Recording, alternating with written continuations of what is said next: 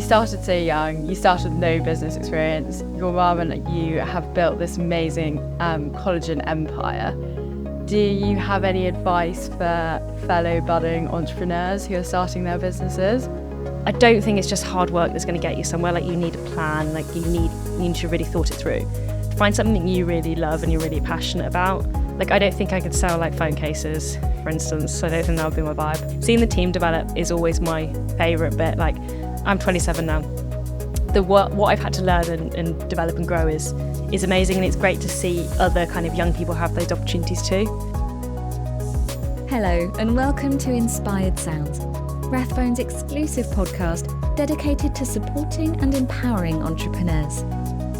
In each episode, we dive into the journey of inspirational entrepreneurs and founders who we invite to share the thrills and spills of their own journey. We hope you enjoy listening. Hello, I'm Raphaela Major, Assistant Investment Manager here at Rathbones. Today I have the pleasure in welcoming Forbes 30 Under 30 in Europe, co-founder of the fourth fastest growing business in the UK, Darcy Laceby from Absolute Collagen. Hi Darcy, it's lovely to have you here today. Thank you so much for having me. I've heard you've got quite the remarkable story. I'd love to get to know a bit more about how Absolute Collagen started, where did it begin, and what's your journey so far? Remarkable or incredibly unique, I'm not sure, to be honest. But it all started when I was 19, so I went off to university to do food science.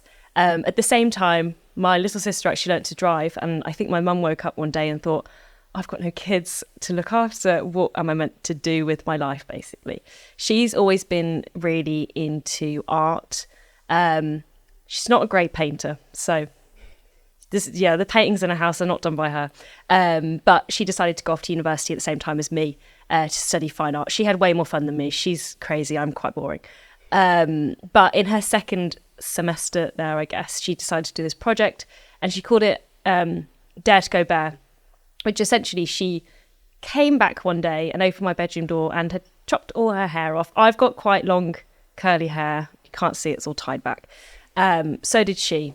She chopped all her hair off and took the colour out. And when you took the colour out of something, it kind of just goes a bit of a yellow colour like the sunflower right here, doesn't it? Got a nose piercing and a tattoo. And the tattoo said, I'm more than just a body.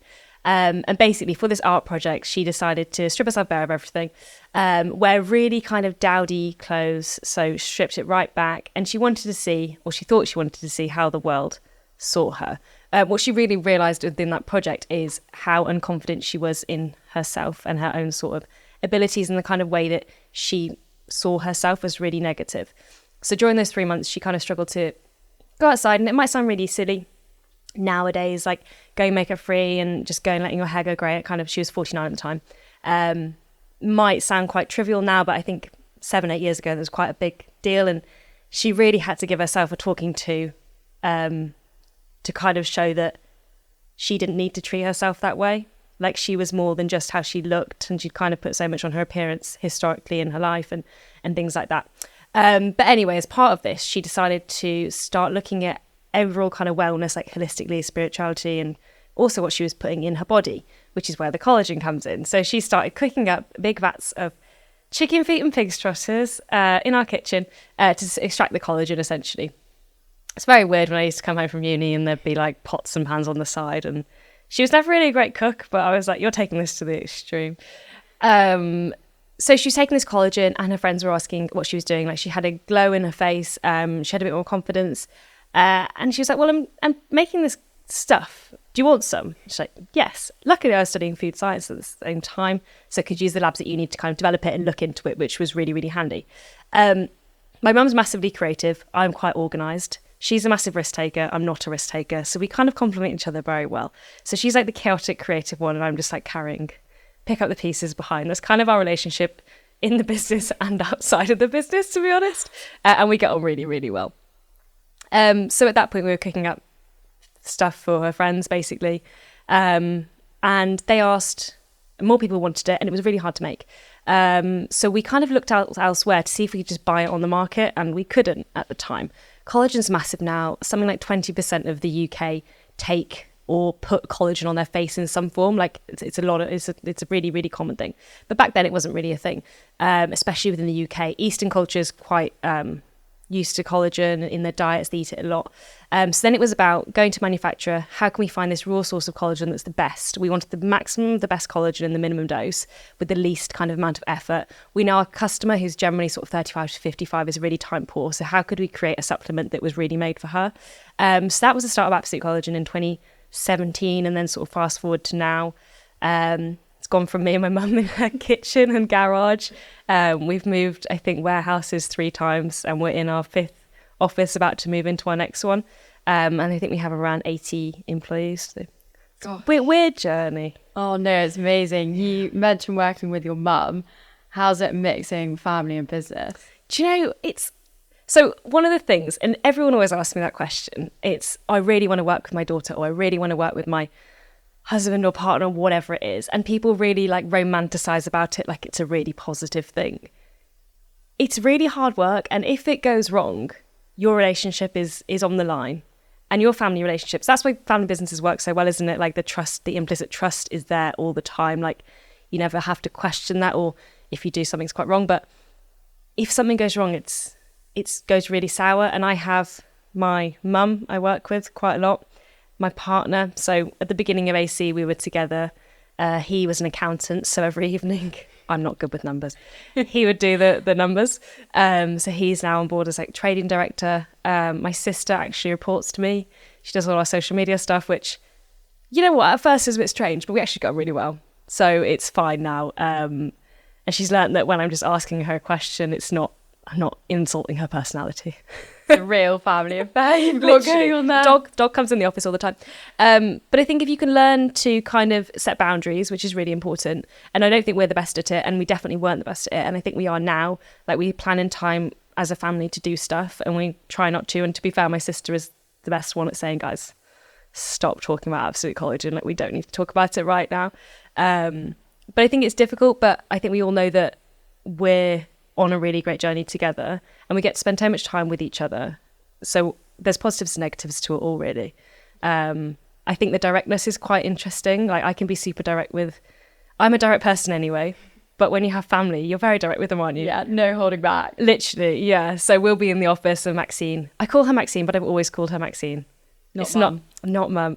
Sometimes it will come out and everyone's like, oh, Darcy, are you softening? Like what's going on?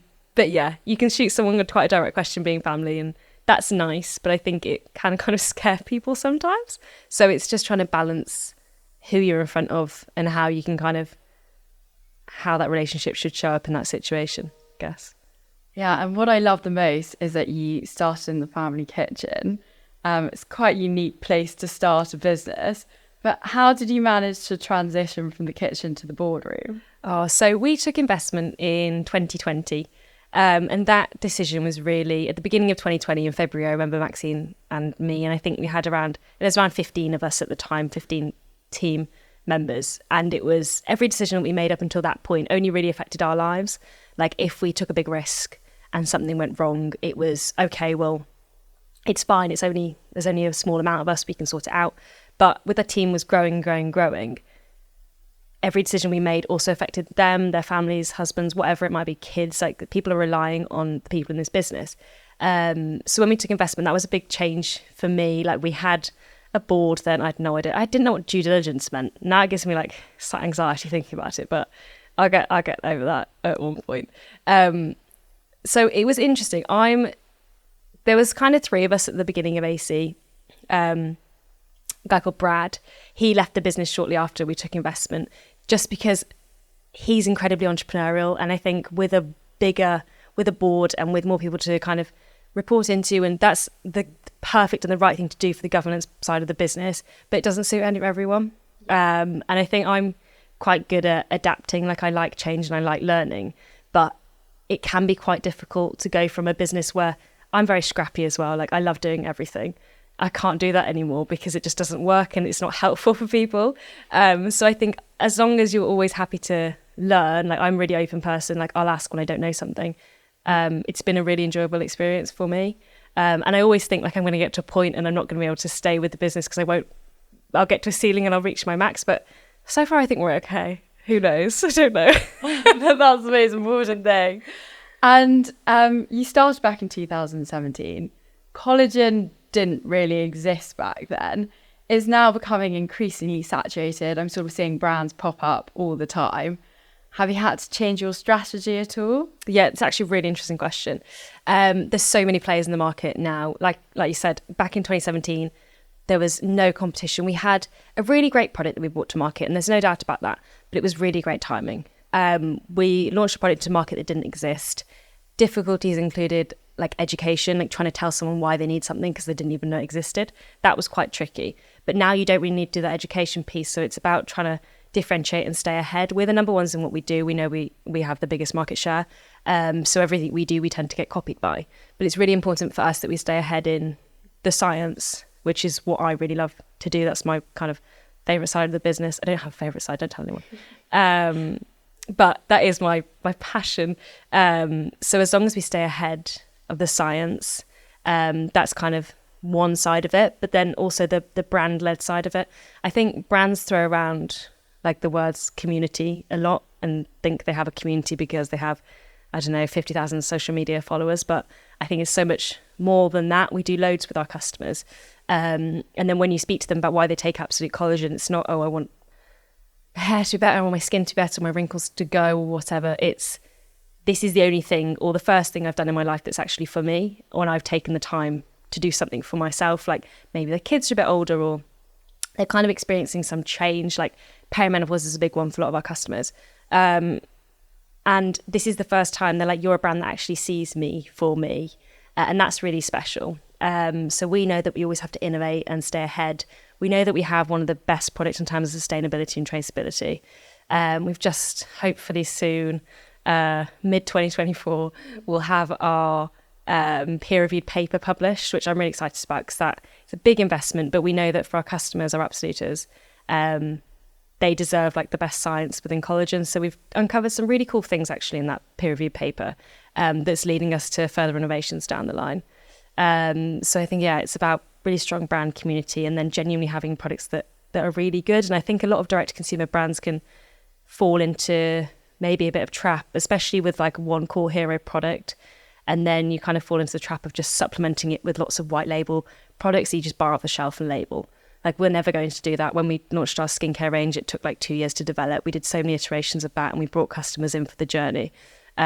We've got clinical data on each and every product. We've got absolute data on each and every product and self-reported data. So I think there's so many different aspects that go into making a strong brand. And yeah, I think our customers really appreciate what we do. Yeah, gosh. And so the science side, I know you said you don't have a favourite part of the business.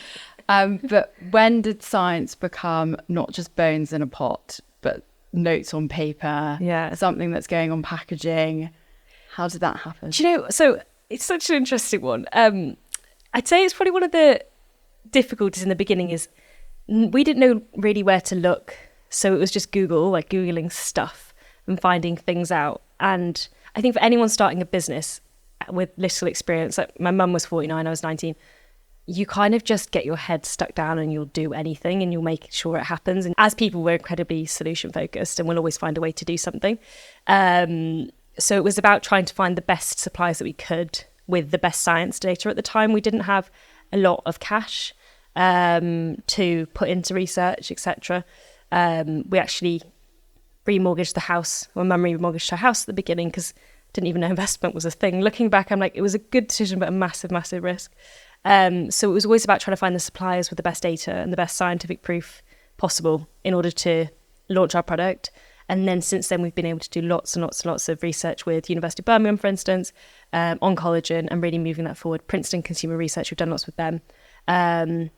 So yeah, it was about always speaking to experts, doctors and stuff in the beginning when we didn't necessarily have the resource to be able to pay for things. People are always, I think that's one of the things, people are always wanting to help you if you just ask. Like no one wants to stop you getting somewhere. So it was really about just the people we spoke to, relationships we had and building out that kind of rapport of data from other pools, if that makes sense. You sort of note that you didn't have much business experience. What would you say has been your biggest challenge?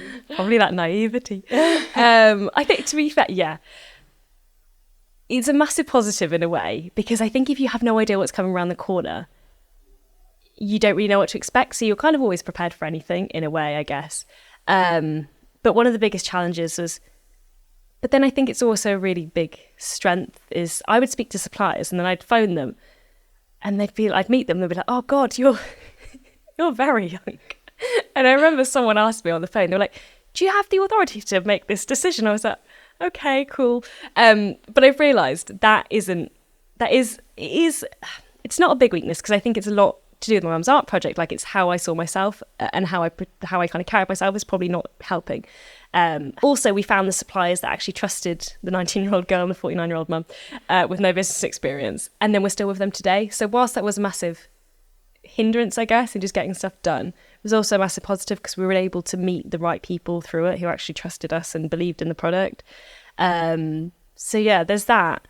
And then just trying to educate a market really with little experience. And that, again, is where we met some really cool people. One of our trichologists, which is basically like a hair doctor, came on board right at the beginning through kind of just a friend of a friend. We were asking her, we were saying, look, people are saying this product works with their hair after a couple of weeks, but that doesn't make sense. Like, scientifically, your hair's not growing. Can you do some research? And she did, and she basically discovered that collagen increases sebum levels, which when you brush your hair, etc., your sebum kind of gets pulled down, and it can help with the texture and the smoothness. So I was like, okay, that makes sense. Now, yeah. So yeah, it was about lots of challenges, but I think they're all kind of positives in a way. And I think you forget about the bad things that's happened. Yeah, always see life through rose-tinted glasses. Yeah, pretty much. You speak of those challenges. What kept you motivated during those challenging days? Yeah, I wish I was motivated by money, because I think it would be so much easier. But I've really realised I'm not, which is a positive in a way and negative. I love product. Like, product is what I really love to do, and seeing the effects that that product has on people is what keeps me going. And if I'm ever feeling kind of down, I'll read our Trustpilot reviews or go speak to customer service. We use Slack for our communications internally. And we have different channels for different reviews, and I'll just go in there and see what customers are saying. And to know that we're actually genuinely making a difference to people's lives is what keeps me going and what keeps me motivated. Because this product means a lot to people, and it can be tricky as we're growing, because we grow so quickly, especially over the last kind of recent years, to always remember why you're doing what you're doing and never really sway away from what your brand purpose is. And that's what we're really good at, I think, is trying to tread really closely to that line and never let an Absolute down or develop products that aren't amazing. And if you were to do it all over again, would you do anything differently? Oh, would I do anything differently? I'd probably try and enjoy it more. I think I can be quite pent up as a person. I've definitely had to learn not to care as much what people think. And I think that's just, I don't know, being a woman or a girl or whatever, I think we can care what other people think too much. And I think it's just not in business, it's just generally in other things. So I definitely, we've done some amazing things, like the Times 100, fourth fastest growing company. At the time, I sort of we get into these events and I didn't absorb it all in, I didn't appreciate it. And I can be really I never set personal challenges anymore, because if I succeed in them, I'll just want something else. And I can be that's probably my biggest weakness with the team, is when we get somewhere where we've always wanted to get to, it's okay, what's the next thing? That's not helpful for team morale and stuff. So it's definitely trying to appreciate those moments better. We have an awesome relationship with the team. We got our Great Place to Work certification this year, which was really cool. 64th best place to work in the UK. So impressive. And also on some really great kind of sub-sectors for that award, like wellness and development and stuff. And seeing the team develop is always my favourite bit. I'm 27 now. What I've had to learn and develop and grow is amazing. And it's great to see other kind of young people have those opportunities too, for sure. And you speak about the good things there as well as the challenges. What would you say has been your biggest highlight so far? So I think the biggest highlight was probably in 2019, and we talk about this quite a lot. We went to CW as the beauty kind of board, I don't know how you'd call it, but cosmetic executive women. It was started by a lady called Caroline Neville, and they're essentially the awards for the beauty industry. We got supplement put as a category in that awards in 2019, and there's big brands here like LMS, like Charlotte Tilbury, etc. And we put our supplement in. And I went to those awards thinking absolutely nothing would happen. And I remember our digital marketing company came as well. And they had the phone like sat recording me and my mum. And I was like, oh God, this is so embarrassing. Like, what are they doing? Like, we never used to record anything back then. But we won that award. And it was almost like, since then, that was kind of the moment where Absolute Collagen was almost recognised for creating an industry within beauty. And I remember that day someone came up to me and they were like, you're like vacuum, Hoover. And I was like, what? What do you mean? And they were like, people don't want collagen, people want Absolute Collagen. And I was like, okay. And again, being the unappreciative person, didn't quite understood what that meant. But when I left that room, I was like, he means what he said. Like, people do generally want Absolute Collagen. And my mum, Maxine, will walk down the street and people will be like, it's the collagen lady. Like, that's what she's known for doing. So which is pretty cool. There's a huge achievement. I hope you're really proud of yourself, 'cause it's amazing. And you started so young. You started with no business experience. Your mum and you have built this amazing collagen empire. Do you have any advice for fellow budding entrepreneurs who are starting their businesses? I think I think we talked about motivation a little bit and what drives you. I think you need to be really motivated by something in order to do it. Like, I know people will talk about work-life balance, and I have a really great work-life balance. And I think the team at Absolute Collagen do too. But in the early days, it wasn't like that. And I'd wake up, my laptop would be by the side of my bed, and I wouldn't see anyone. But I genuinely wanted to do that. That's what I was happy doing. I look back and I don't regret that at all. And I think it does take hard work. And I don't think it's just hard work that's going to get you somewhere. Like, you need a plan. Like, you need to really thought it through. But yeah, find something you really love and you're really passionate about. Like, I don't think I could sell like phone cases, for instance. I don't think that would be my vibe. But I love nutrition. I love supplements. So this is like the perfect job for me. When I was at university, actually, just before Absolute Collagen, my dream was to go into food logistics, which is very glamorous. I don't know why I wanted to do that, to be honest. But it all kind of links up. And my dissertation was actually on Absolute Collagen. So it's all very weird, weirdly linked. But yeah, find something you really care about. But if it is money that motivates you, then maybe that's enough. I'm not sure. It's amazing that you found your passion. What's next for Absolute Collagen? Yeah, lots. Well, we've just, we're trying to consolidate what we're actually doing, because we are very bad as a brand at just trying to do everything. So we're trying to do everything, trying to do less but lots better, kind of put more depth into things. So we're looking at international at the moment. Retail's always been something we're looking at but never really done. We talk about it probably every week, but still exploring that. It's still on the table, still on the cards. And product, we're always developing new products. It doesn't look like it because we only have really one collagen product, shampoo, conditioner, and then 5 skincare products. Surprisingly, we actually always have lots on development, but it's about bringing out products that our customers, they're really going to add value to our customers' lives, and that's really important to us. So really just focusing down on what we already know as well. Retention is a massive one for us. We're a subscription-based brand. 90% of our revenue comes from subscription and subscribers. So anything we can do to make their experience better, to make them want to stay with Absolute Collagen, is huge with our database. Like, we have lots and lots of Absoluters now, and if we can make them that bit happier and stay with us that bit longer, it makes a massive difference. So it's really about focusing on what we've already got and then bringing it to new countries. Really is the next thing for us. Very exciting. Become an international brand. So yeah, I hope so. And you speak very highly of your customers. How do you get feedback from them? How do you get in touch with them? What's it? I reckon every way possible. I reckon we've just not done pigeon. By pigeon, it's not, yeah. But I think every other way of communication we've probably done. We literally, just since the beginning actually, we've always done surveys to them. Like, I'd be really annoying and not plan anything, and then suddenly just be like, I'm going to send a survey to everybody and see what they thought. So we do a lot of surveys. We have a community manager. She was like employee number 3, I think.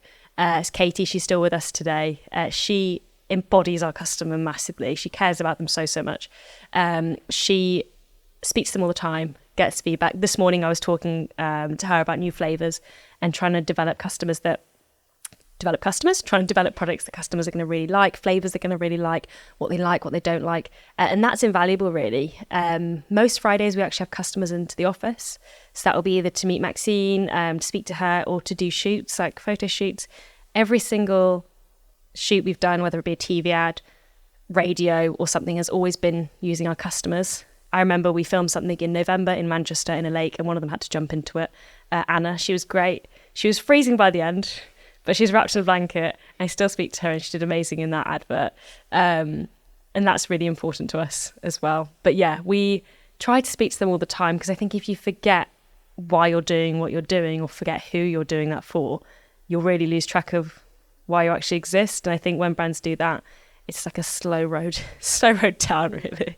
How do you manage to remind yourself of what the core business is and what keeps your philosophy going? Yeah, I think it's that customer piece. But we're very lucky because we're a small business. We manage to speak to each other all the time. Like, our team is really, really close, and that's a positive. You've got me, my mum, my sister, my partner, who know that brand philosophy so well. We've got an amazing CEO who also knows that. We try to keep our brand guidelines really quite tight. Everyone that comes on board with us has an hour-long induction on product, an hour-long on brand, an hour-long on brand history. There's lots and lots of different components that go into making induction process with our new employees. We're very rigorous in terms of the people that we employ. I remember our recruiter said that I think recruiter fees are very expensive. That's just my personal opinion. I might go into it after this. But our recruiter was like, I spend like 4 times the amount of time on your account than we do any other account, because you guys are so fussy with who you want to employ. But we have an amazing team because of it. And I think because of the team, they stay so close to that brand ethos. They'll never let us go off track. And if we do go off track, I think the customers still think Maxine answers all the emails. And they'll be like, does Maxine know about this? So they definitely keep us on track if we do anything, which is great. Which is really, really great, to be honest. Oh, Darcy, it's been amazing to hear your story, and what a fantastic brand Absolute Collagen is and is becoming. I've got one final question for you. Is there a secret to success? Oh, I don't think there's a secret to success. I think it's made up of loads of different things. I wouldn't say we're successful. And I think that's part of the, probably the, I don't know, is that the secret? Is never knowing when to quit, or never knowing when to stop, or never knowing when you've got there. But I think you've just got to be happy in what you do. Like, there was a time at AC where I spoke about it a minute ago, like, I worked all the time, but I was really happy to do that, but that's only going to last for so long. And I think there is more to life, and what is success really? Success can be defined for so many different ways for different people. And I think that's really interesting to look at what success means for you as well. Yeah, that's a very good point, I have to say. Thank you so much. It's been lovely having you here today. Thanks for having me.